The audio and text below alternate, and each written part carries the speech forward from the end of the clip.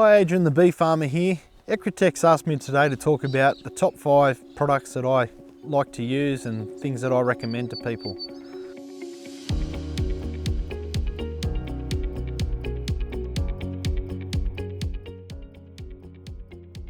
First of all, I'd like to talk about their bases.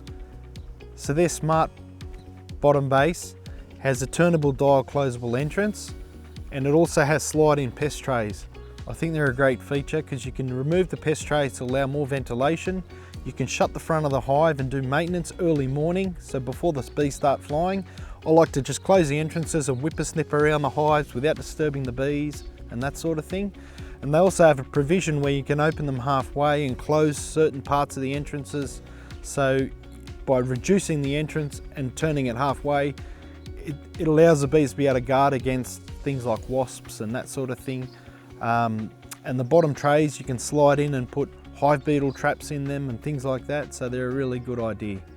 Another thing I like is the top feeder. The top feeder sits on top of your brood box, so if you need to feed sugar syrup, you can actually have the feeder on there. The bees can't get up into that feeder, so you can open them up late at night time, afternoon, early morning. It doesn't matter what time of the day. You can just undo the straps, pull the lid back. You're not exposing the bees. So even over winter, if you wanted to give the bees a little bit of hot syrup on a cold day, you can do that early in the morning, mix up some hot syrup and pour it straight onto the bees, close the lid back on there, and you haven't disturbed and the bees haven't lost any heat from the brood nest, so that's also a really good product. Another good piece of equipment that I recommend is the 5-frame core flute nuke box. It's lightweight, it's cost effective, it's easy to put together quite quickly. So if you get called out to a swarm or something like that, you can just quickly knock one together, throw some frames in there, and off you go. It has a closable dial entrance, so you can set it to either open, ventilated, or a queen excluder. Now I find the queen excluder is really good if you do catch a swarm and you're sure that you've got the queen in and all the bees have come in. You can set it to queen excluder to stop the queen and the swarm from leaving the hive again. Another good product I recommend is the ready-to-go frames. Sometimes you don't have time to put foundation on and that sort of thing. Ready-to-go frames are pre-waxed frames.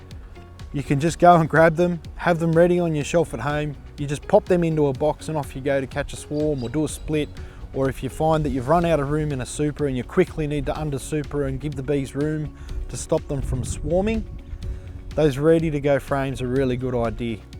Another item I'd like to mention is your internal 2-frame feeder.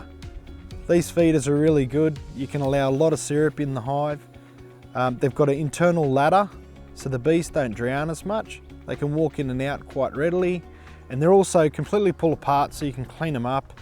You can also open them up, empty the syrup out, and use them for feeding pollen as well within the hive.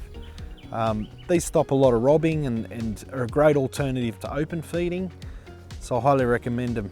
So the 5 items I'd like to recommend are your closable disc entrance baseboard with the slide-in entrance traps on the side, the 2-frame feeder, the top feeder, the 5-frame nuke box, and the RTG frames ready to go.